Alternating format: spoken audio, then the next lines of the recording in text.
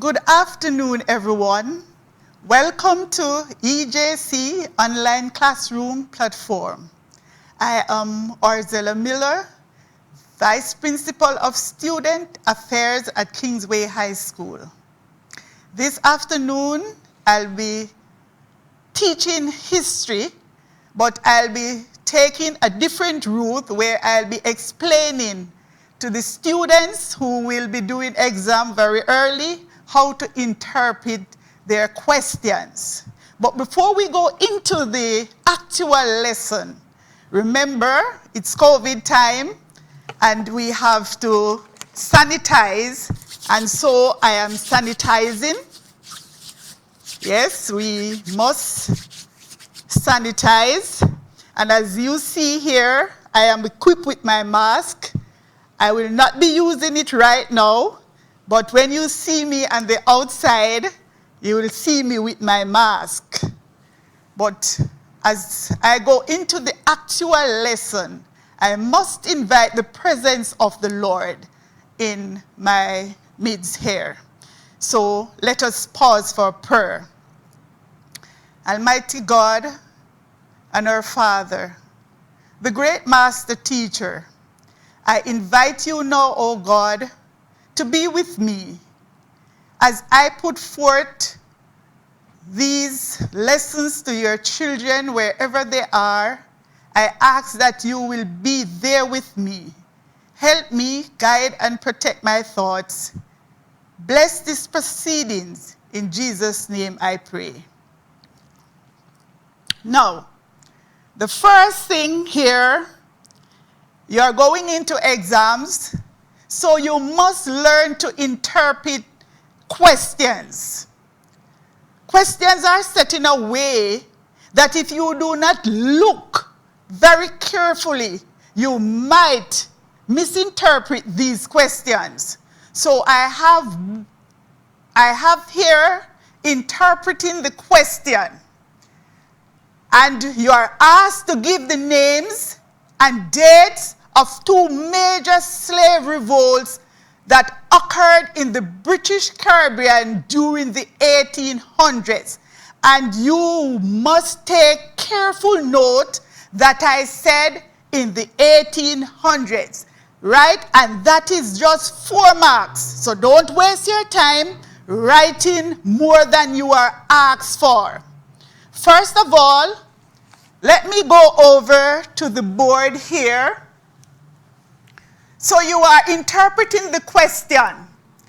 Give the dates of two major slave revolts that occurred in the British Caribbean during the 1800s. 4 marks, right?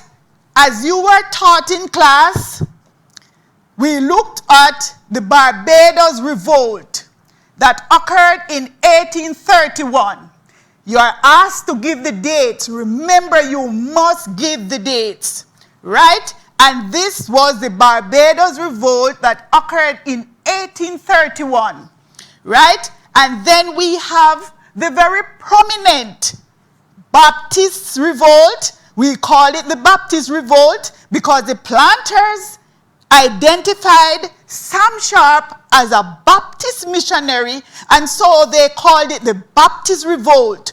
You might have learned also that the Baptist Revolt is the same Sam Sharp Revolt. And the same Baptist Sam Sharp Revolt was also called the Christmas Revolt, which took place in 1816. Now, remember, it says British Caribbean. Now, although many revolts took place in Haiti, you could not list Haiti. You could not list the Haitian Revolution as one of the revolts because the exam did not ask you to name a French territory, right? So immediately you would have been wrong, right? Because Haiti is a French colony and they did not ask you for a revolt that occurred in the French Caribbean. They asked you for the British Caribbean. So this is out. right? You might have want to be tempted to speak about Maroon Wars. No, yes, all of these occurred in the British Caribbean. They did not ask you for any Maroon Wars, so you could not and should not name any Maroon Wars. And furthermore, they occurred in the 17th century and not in the 18th century. So you must pay attention to details. Let me go back over here. You must pay attention to details, right? So, we spoke about the Baptist War and the Barbados Revolt, right?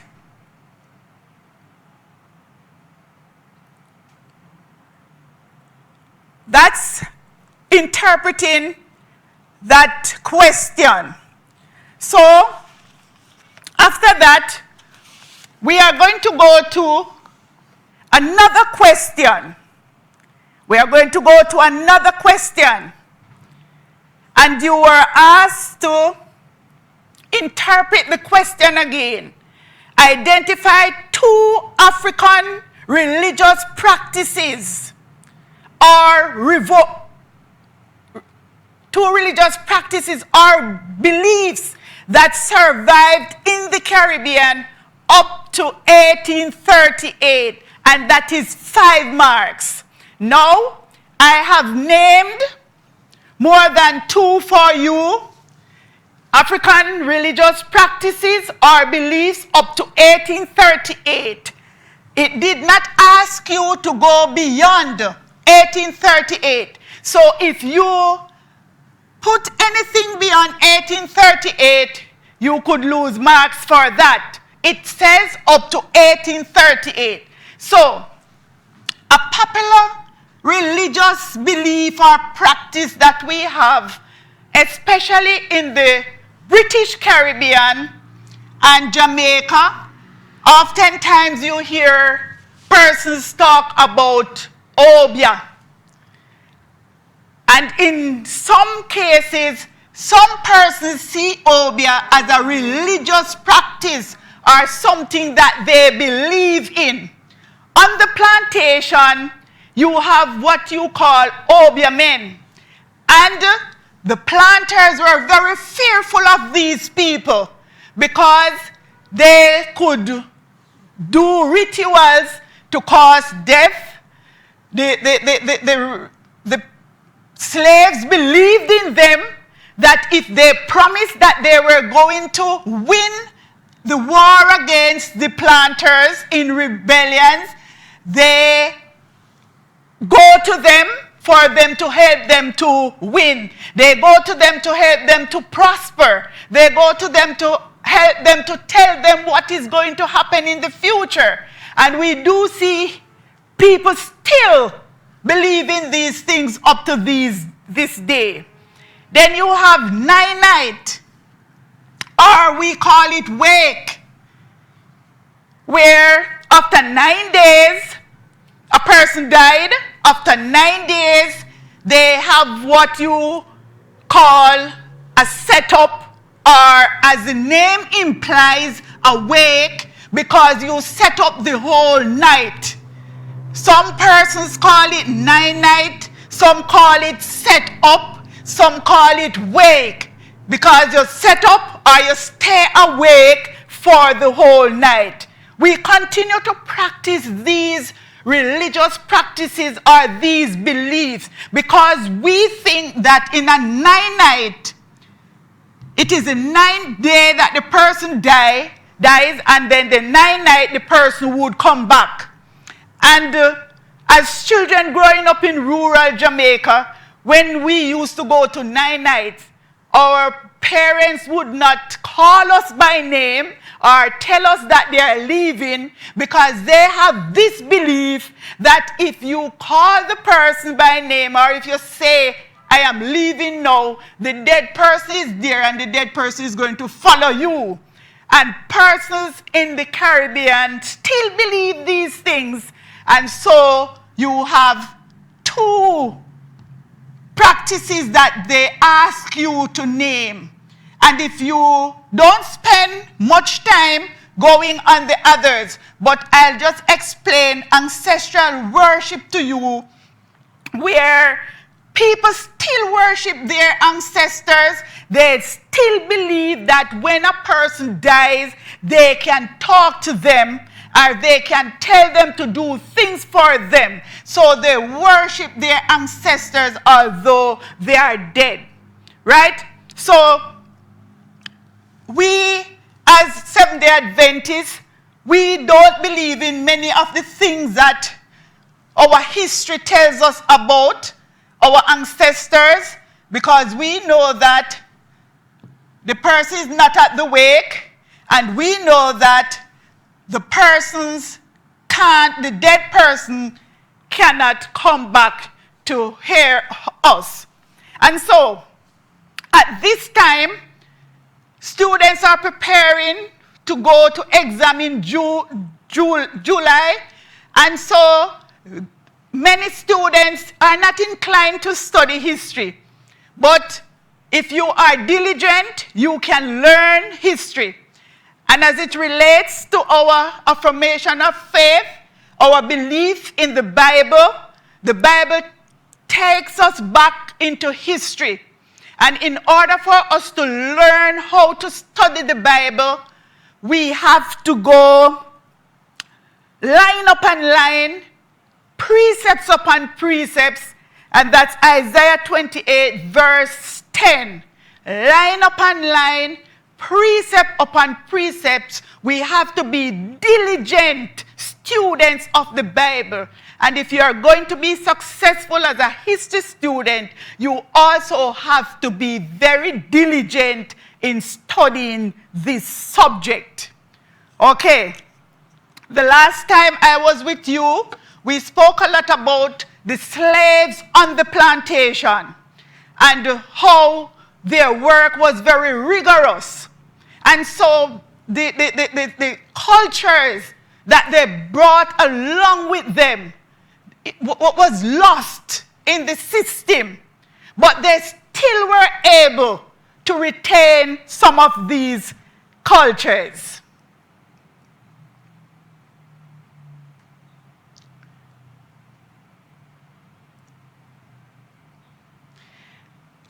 How did the enslaves, why did the Africans who were brought to the Caribbean lose much of their culture during the period of slavery?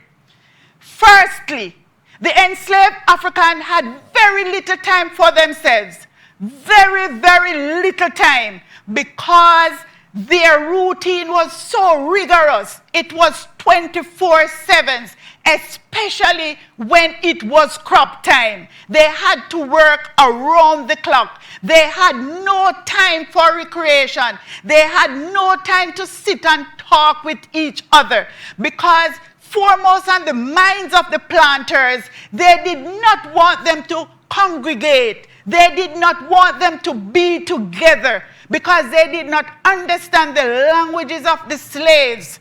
And so they tried to put their language to them so that they must learn their language and stop speaking their African language. So, language barrier, forcing the English language on the Africans were one way how the planters tried to suppress the culture of the Africans. Overwork, no time to sit down to talk to each other.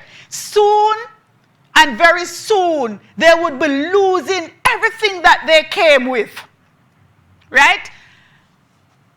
At the end of the day, the majority of slaves were too tired to engage in any cultural activities. Of course, the less practice they had, the easier it was to forget certain aspects of their culture. And that surely was the intention of the planters. The Africans came from different regions of Africa. And you know that all of them that came, they spoke different language.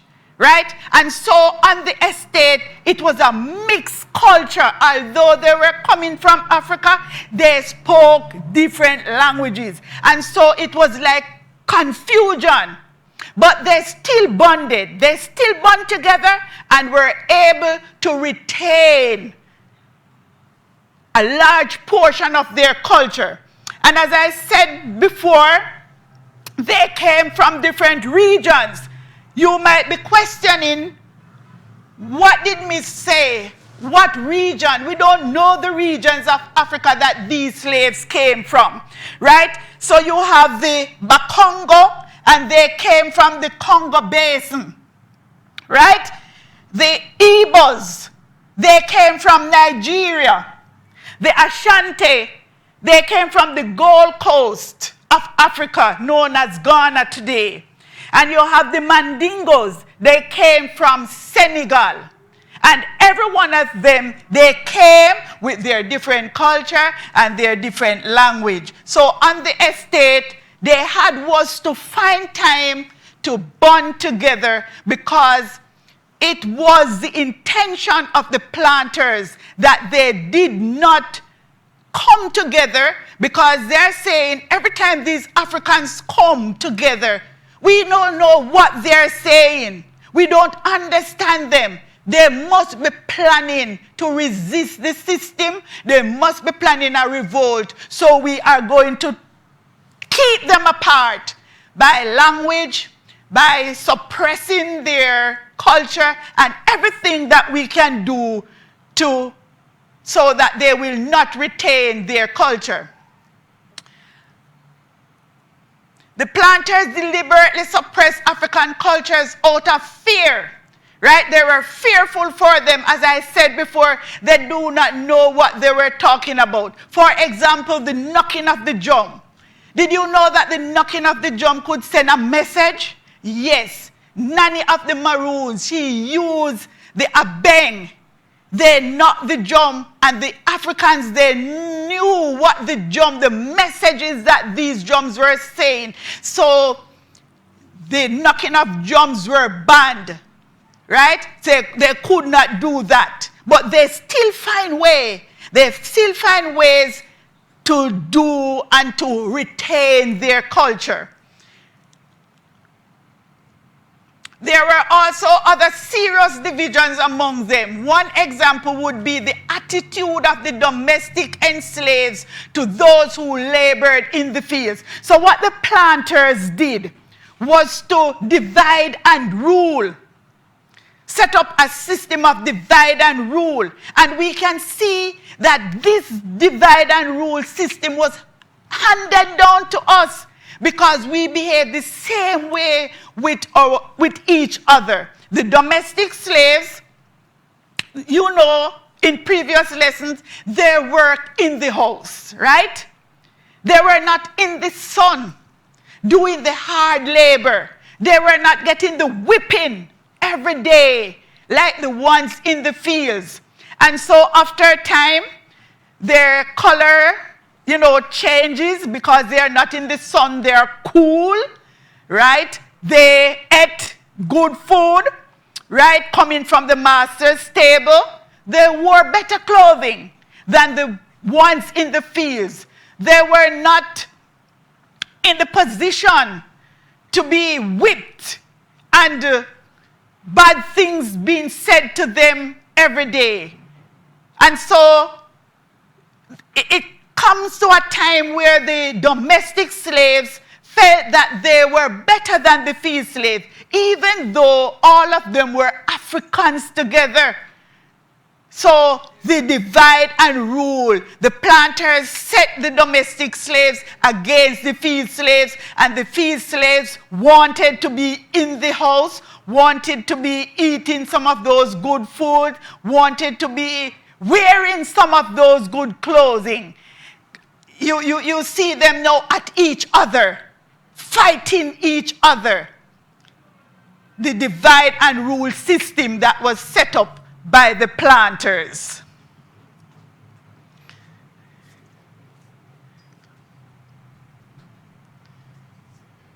So as a result of these fear for the cultures of these people. For example, you have the bush doctor, and to link cultural expression to the possibility of rebellions and other forms of resistance. As a result, many of these practices were outlawed and decried by white missionaries and residents. There were serious consequences if one broke the rule concerning these restrictions. It could mean public flogging or even death. So if you were told not to knock the drum and you were caught, you would be flogged, or in some cases, some planters were very extreme. You could be put to death because of disobedience. By the end of the 18th century, the Creole enslaved outnumbered the enslaved. What am I talking about? What am I talking about when I said Creole? Okay, so these Creole slaves were the ones of African descendants, right, who were born in the Caribbean, right? So after a time, these Creole slaves thought that they were better than the ones that came directly from Africa, because they were saying, we are not slaves because we didn't come here on any slave ship, right? And over a time, you know, those who came from Africa directly on the slave ship, some of them died, of course. No, there was an increase in those who were born on the islands, in the British Caribbean, on the islands. So they were called Creole slaves. No, after a time, they start to ignore their culture. They did not like the African language. And the English language was now imposed on them. And they were moving to that side where they learned the English language, and they detest hearing the African language. So the Creole slaves now, and the ones that came, were having issues because they're saying, you people are slaves, we are not slaves because we were not brought here, we were born here. And so we are different from you. And the planters now were beginning to have these Creole slaves on their sides, because the Creole slaves did not want to be called African slaves. Many of the Creoles had been successfully brainwashed, right, into thinking that the African culture was inferior, barbaric, and stupid, while the European culture was superior, attractive, and civilized behavior. In time, they came not only to forget their roots, but adopted certain aspects of the superior culture, right? We don't want to be very dark anymore. We find ways and means to get our skin lighter because we don't want to be black. We are not black. We are not Africans. We are not descendants of Africans. We prefer to look like Europeans. And so we fix our hairs, and we fix our skin, and the way we dress, and we adopt the language. And so our roots, we move away, far away from our roots, and we don't want to hear about it anymore. Now, students, we are still interpreting questions. You're asked to explain some aspects of African culture survived in the Caribbean up to 1838, and that's 10 marks. Remember again, I said up to 1838, and you must write, outline, and explain why some aspect of the African culture survived. Now, Africans were very stubborn people. And even if it caused death, they were going to do what they have to do to resist the system and to retain their culture. They were not going to move away from it. They are going to try to retain it. For example, when they have any gathering, that's why the planters, and I will go back to that, did not want to see them congregating. If somebody dies, they would prefer that they be buried by tomorrow or the next day. They don't want them to have any wake. They don't want them to perform any rituals. They wish they were not together. But they did find a way to come together and to talk about their culture. And even as the slave system still was going on, slaves were still coming from Africa to the Caribbean before slavery was abolished. Those who were fresh out of Africa would come and they would remind those who are here what they used to do, something that they have forgotten.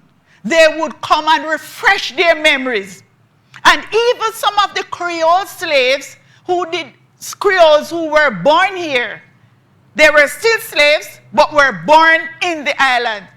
They still tried to tell them and show them how to retain their culture. So the fresh slaves out of Africa would refresh the minds of those who were still here. You know that, as you were taught, they had what you call the Sunday market. Whether Sunday or Saturday, they used to go to the market. They would use this opportunity to talk about their culture, to refresh their memories, or to plan what they were going to do to retain these aspects of their culture that were slipping away from them. Right? They would still go to the Obeah. Some of the persons who practice medicine, the planters, would not be so hard on the medicine men. And there's a reason behind why the planters were not so hard on the medicine men.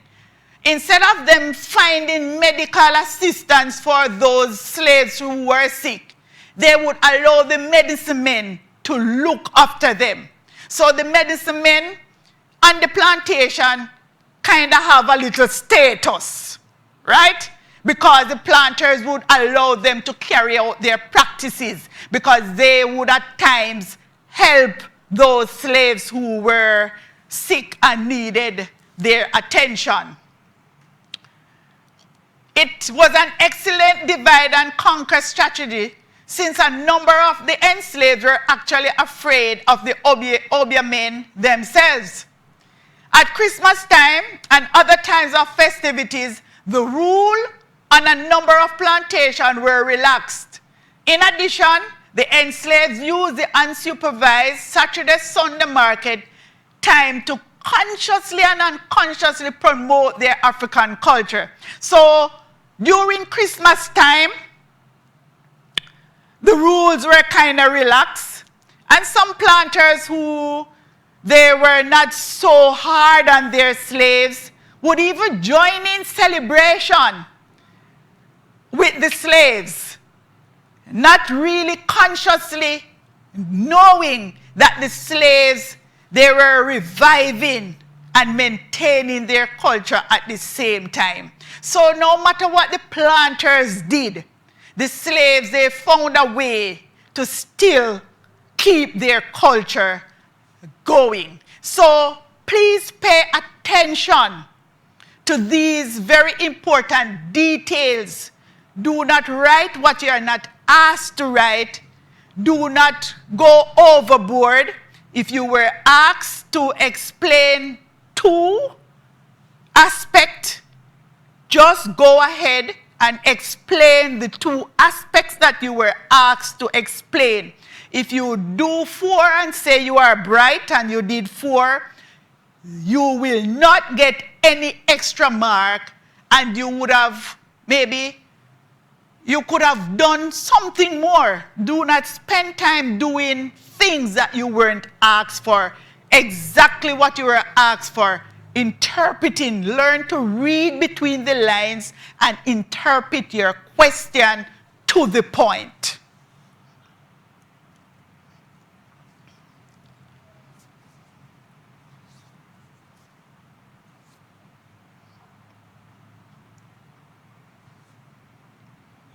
So, we are still interpreting questions, right?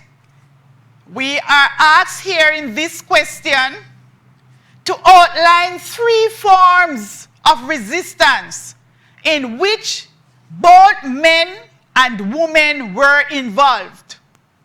And so you know, on the plantation, especially the women, they had a set of rebellious attitudes just for themselves, right? And we looked at some of them in the last class that we had. Now we are going to look on 3 forms of resistance in which both men and women were involved, right? Feigning illness or opening old sores. Feigning illness. What do I mean by that? Right? You're pretending as though you are sick. You're ill. Right? You find all sort of excuses. Right? Men as well as women, they know the different kind of bush to boil to bring on diarrhea. Right? And so they would use that as an excuse. Women who were breastfeeding, they would continue to breastfeed their babies for a long time, up to 2 years old, in order to stay away from the job. Can you imagine a slave got caught during the course of work, and he has a big cut on the hand or wherever it is. And in order not to go to work, that slave would reopen an old sore. Reopen that sore in order for him not to go back to work. And if the slave got half an hour off the plantation, is a dent in the system, because I got half an hour, I did not go to work. I had diarrhea, I did not go to work. Enough work was not done. A group of men, they could be digging a trench, whilst the driver, the slave driver, is not looking, students. They dug out a hole, they took out the dirt, and the moment the driver turns around, all that dirt that was taken out went back into that trench that they were digging. And for the whole day, the driver cannot understand how they can't move, because the dirt is still in the trench. So whatever medium they could use to fight against the system would be. So I want you now, in your writing, to distinguish those things that men would do, because naturally the ladies would not be digging the trench, right? So you have to use your common sense. The ladies would not be digging the trench. So it must men, and the question asks you to identify and explain resistances that both men and women were involved in. So you can't just write that the ladies would come and breastfeed their babies every second, right? Because men don't do that. So you have to find an example for what the men would have done. And I gave you an example of the digging of the trenches, and they would stay there for more than maybe half a day sometime, until maybe the slave driver finds out what they're doing and start to whip them to speed up the work. Right? And so, some of them were lucky enough that they get to stay in the hospital. Right? Industrial sabotage. When you hear the word industry, what comes to your mind? It has to do with the equipments on the plantation, on the estate, right? And so, most likely, I would imagine, you have some women who really are strong and act like men.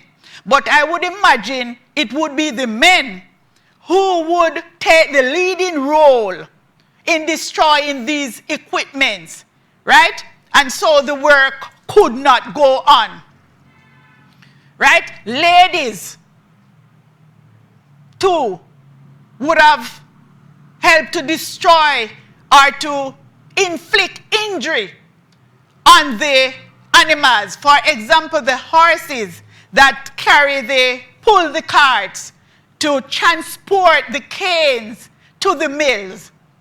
They would have taken part in that. So both of them come together to fight against the system and to carry out the different form of resistance. Malingering, that's going slowly, are doing much less work than the person is capable of. Bad work also belong to this category, as well as refusing to work. Since slaves were watched all day, they had to be very creative, right? So they had to be very creative in how they carry out their resistance. Women, as well as men, know the bush to boil, to poison themselves. Slaves were not afraid to die. You have a set of slaves that came from the Gold Coast. They were called the Monte Slaves. Very stubborn, very rebellious. And they caused most of the revolts on the plantation.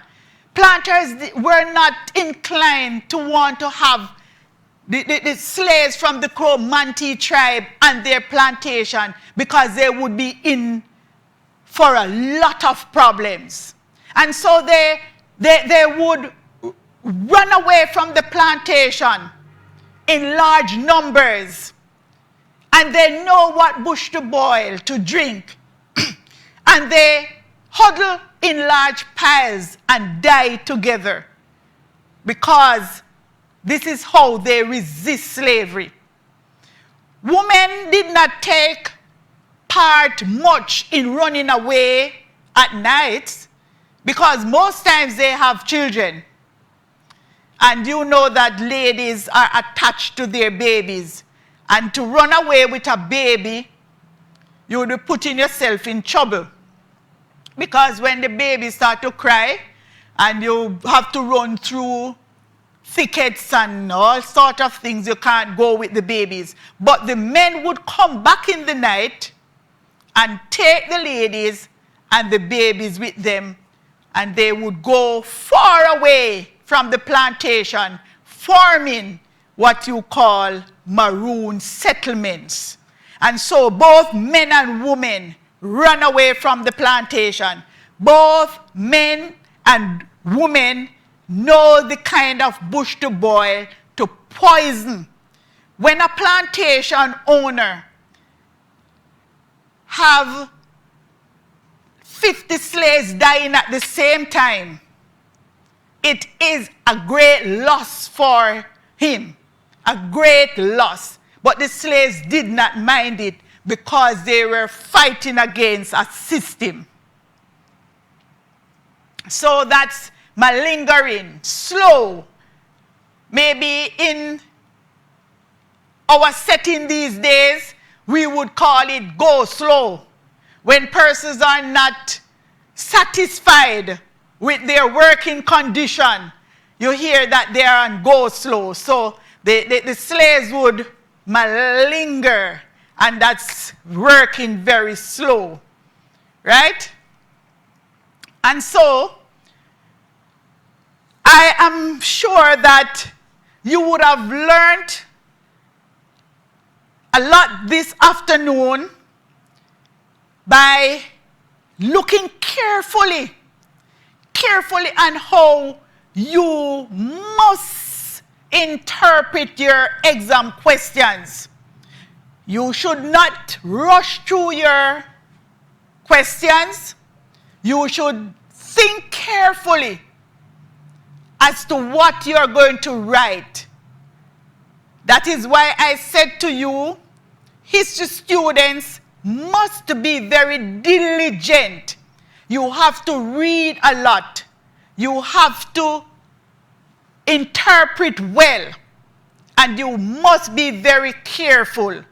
History students have to do a lot of writing. So you must study well. You must retain your content. If you go into exams and you don't have anything to write, you can't write. So you have to have a lot of content being retained in your memory. So it is bye from history class until another time. Maybe before you go to exams, we will interpret some more questions, and I will outline to you the very important facts that you should remember to write in your exams. If you were asked to list 2 concepts, do not give free. Remember, if your marks said that it is 10 marks for a question, please note that you should have at least 3 well-developed paragraphs in order to get a good grade. God bless you. Study hard, and I'll see you before exams.